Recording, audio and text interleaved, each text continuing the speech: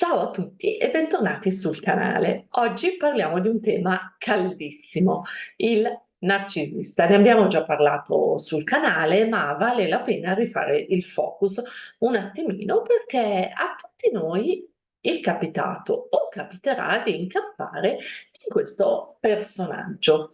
Allora, come riconosciamo concretamente un narcisista? Dunque, il narcisista ha una eccessiva autostima e un bisogno di ammirazione. Parla di se stesso o di se stessa sempre in termini euforici e enfatici e ha questo bisogno totale di pubblico, di gente che lo o la guarda con ammirazione. Piace inventare storie esagerate, tant'è che quando andiamo a un attimino controllare in realtà poi cosa ha fatto questo benedetto narcisista, e mica sempre le cose coincidono, quindi questo ci serve come campanello d'allarme. Altro segnale importante per riconoscere un narcisista è la mancanza di empatia. Questo cosa significa? Significa che se noi parliamo di qualcosa che ci interessa o che ci preoccupa, il narcisista ha sempre questo tono un pochino sfuggente. Anche le frasi che dice sono così banalmente di circostanza, non ha un abbraccio sincero, non ci chiede mai per primo o per prima come stiamo, come va, se c'è successo qualcosa o che cosa nella fattispecie magari ci preoccupa. Quindi questo unito appunto al punto 1, cioè al fatto di voler sempre l'attenzione su se stesso o su se stessa, ci deve dare da pensare che abbiamo in effetti davanti a noi un narcisista classico, un narcisista quasi da manuale. Il narcisista è un personaggio estremamente manipolatore e in cerca di controllo.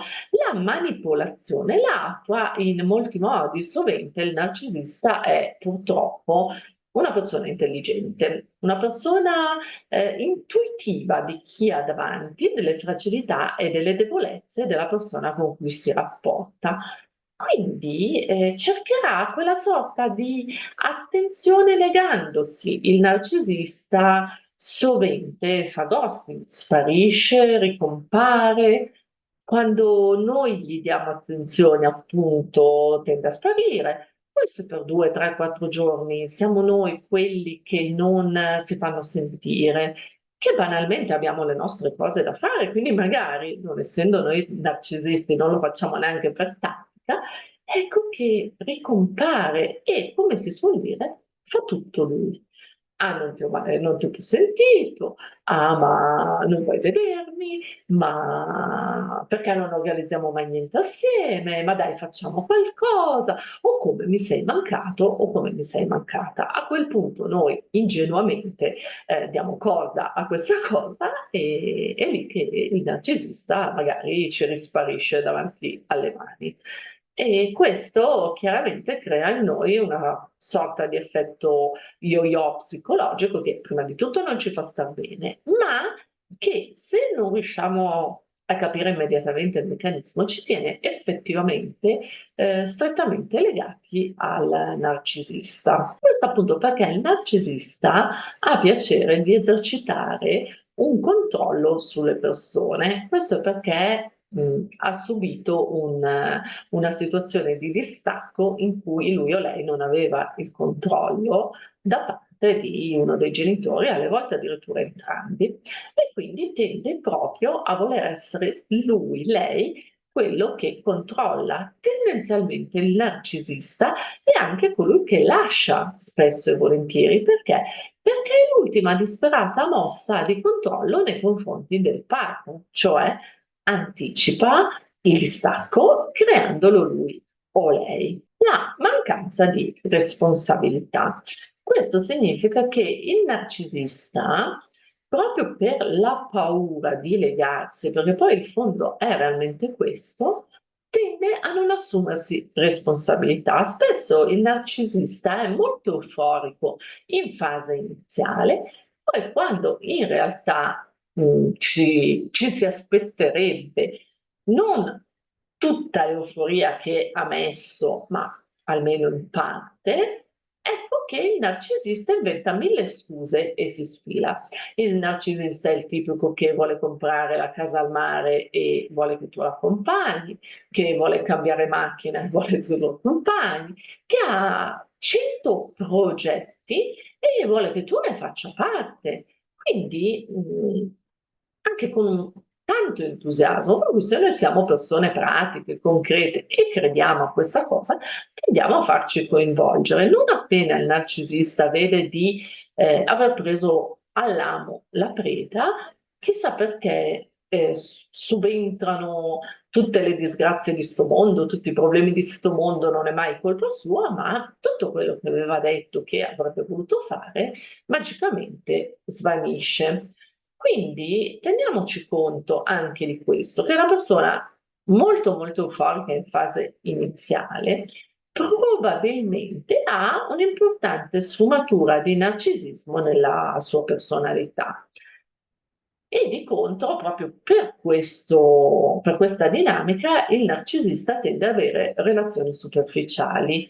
In realtà anche più relazioni insieme, perché un unico partner non basta al narcisista, soprattutto se è un partner un po' continuativo. Perché? Perché a quel punto, tanto che sia il partner che ha davanti, inizia un po' a mangiare la foglia.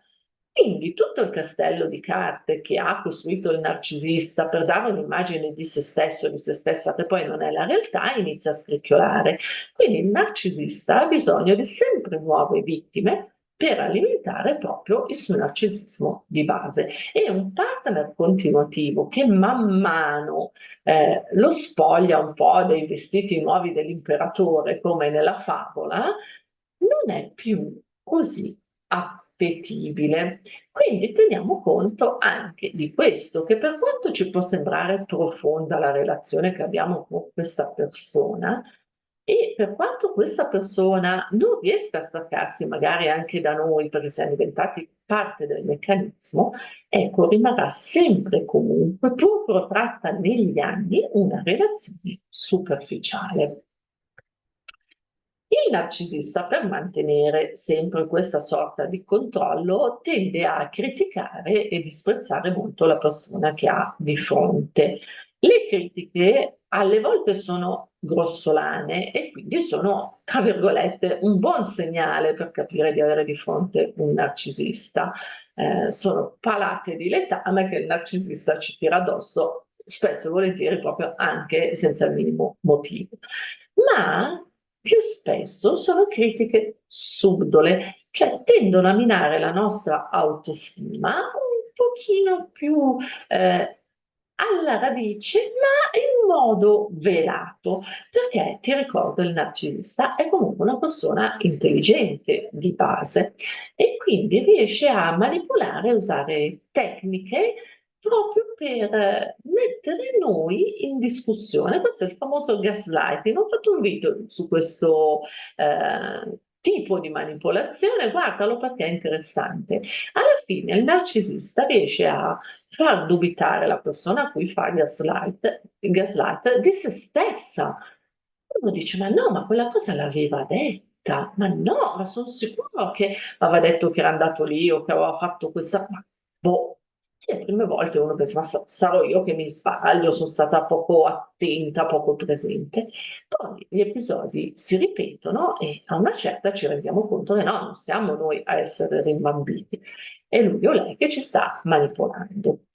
Come proteggersi? Allora, banalmente non bisognerebbe neanche infilarcisi in questo tipo di relazione, ma siccome siamo tutti esseri umani e alle volte ci si innamora anche di persone non così lineari, sicuramente, la prima cosa è capire chi abbiamo davanti. Fare attenzione ai segnali, in senso buono e positivo, essere guardinghi nella relazione, soprattutto in fase iniziale, questo ci darà tutta una serie di indicazioni, abbastanza logiche, ecco, non filtrate da un'euforia, da un sentimento sulla persona che abbiamo davanti. Se non siamo così sicuri o sicure, portiamola tra i nostri amici, fra le persone che ci vogliono bene, così avremo un ulteriore parere ti stiamo frequentando e se anche il parere non fosse così concorde col nostro, prendiamolo e teniamolo lì, perché spesso e volentieri chi non è coinvolto ha purtroppo una visione molto più lucida di chi abbiamo davanti.